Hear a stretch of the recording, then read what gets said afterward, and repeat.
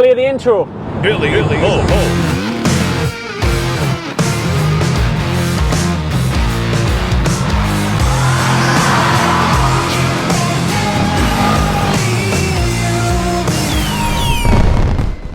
Hello and welcome back to the channel. A little bit of a different video today. By this point, if this video does come out, it's looking pretty likely that Lagares is going to go ahead.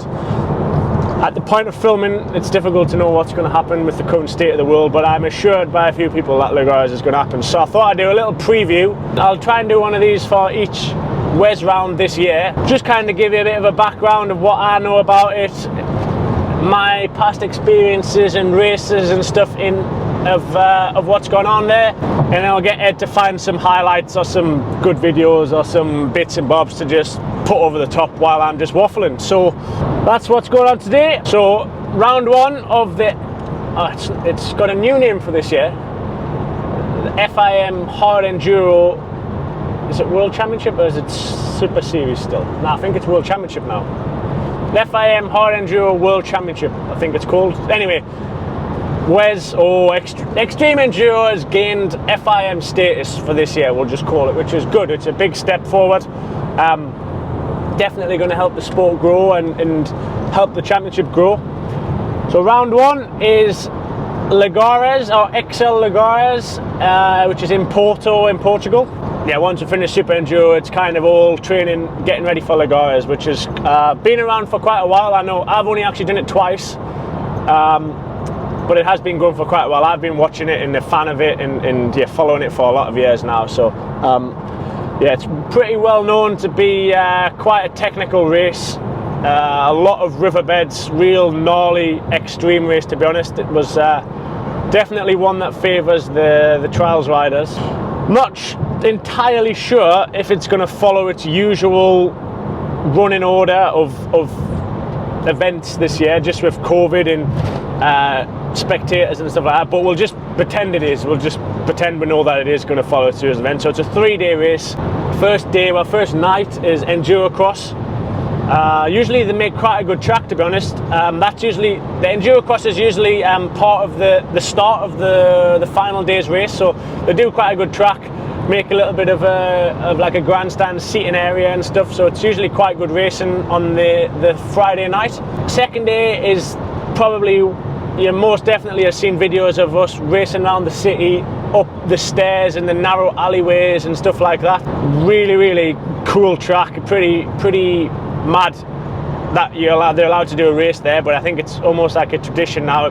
It's obviously pretty good for the town and the city, so yeah, real cool day the second day. Not a lot of racing, it's quite short. It's like, I think it's like a 3-minute lap, and then we do a qualifying and then we race around it, so it's not a lot of riding, but it is really cool day. And then the final day is the big daddy, the extreme race, which is, yeah, usually 4 or 5 hours long, kind of just riding, you know, super technical, difficult, real slippy riverbeds and waterfalls and stuff like that. So I actually had I've done it twice. I won it my first year I did it, won it my first year I did it. Had a really good ride. That was probably that was my first definitely big outdoor win.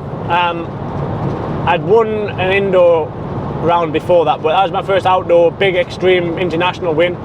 So that was 2018, the year I won the championship, the year I was WES champion. And then 2019 I came 5th, which I was also very happy with, because that was my first race back after breaking my leg in December 2018. Yeah, after a few months off the bike and such. I've spoke plenty about that before, so don't need to get into the leg break. But yeah, but two times I've been there, I've actually been really happy with my riding and how it's gone. I think with its technical nature, it suits me quite a lot, to be honest. Yeah, so 2018, my first kind of big win. I actually rode pretty good. I remember I had quite a good battle with Johnny. I was second for quite a bit of it. I overtook him on the last lap.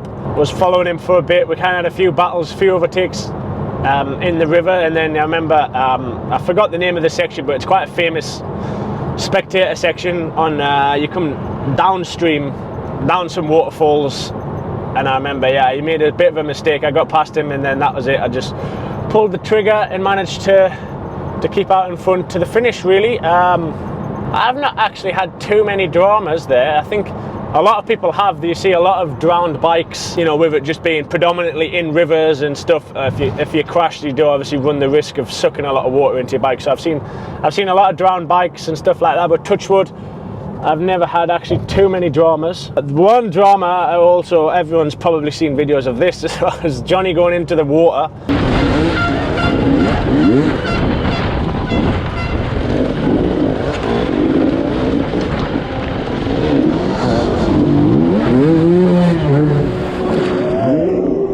Yeah, obviously you see that the last part of the track on the second day in the city is like a floating plantoon. Is it plantoon or pontoon or pontoon? Is that the word? Raft. It's like a raft track. It's pretty fucking cool, to be fair. Like, very creative, whoever thought of it. Yeah, I don't know what he was thinking. If he was trying to do the overtake, it was a bit ambitious, but either way, it definitely blew up on the internet. But yeah, Johnny went in the water there. I think there's other people gone in the water in the past hobby ride. I don't think any big names have actually been in the water, but I have actually seen bikes be fished out of the water before. I'm pretty certain at some point there'll be live streams on Red Bull TV. At some point over the weekend. Again, I'm not sure if it's going to be 3 days or 2 days or 1 day at the minute. So I'm sure if you follow the WES, which is now called the I Ride Hard Enduro or I Ride Enduro Instagram page, that'll give you all the details from the race. Or XL Lagares actually do pretty good at updating their social media and stuff. As an event, to be fair, it's a really, really well organised and high quality event, to be honest. So there'll be plenty of updates and stuff. With it being the first kind of big race to happen, we obviously got no championship last year. We just had a couple of standalone races. So with it being kind of the first race back in over a year, I'm sure it's going to have a lot of hype around it and stuff. So fingers crossed we'll get to go racing. Hopefully that's give you a little insight as to what goes down on the streets of Porto and in the rivers in the surrounding areas. Yeah, often, I don't know, like I say, what's going to happen this year, if it's going to be spectators, if hobby riders are going to be allowed to go. All I'm told at the minute is it's definitely going to run. So hopefully we haven't just waffled for 10 minutes for no reason at all and this footage never gets to. I suppose I could still release it just as a little race preview, and I'm sure the race is going to happen again at some point. So yeah, there we go. Fingers crossed. All goes ahead. We'll probably bring this out like in the week before, maybe it's the Wednesday or the Tuesday, something like that, just to get you all hyped up. So this weekend we have the first round of the FIM World Hard Enduro Championship. You know, you should know where to look by now to find race information. But yeah, Red Bull TV, Instagram pages, XL Lagares, blah blah, all of that stuff. Get tuned in, support the boys, and yeah, thanks for watching. See you for round 2, which will be Esbjerg Rodeo preview in the beginning of June.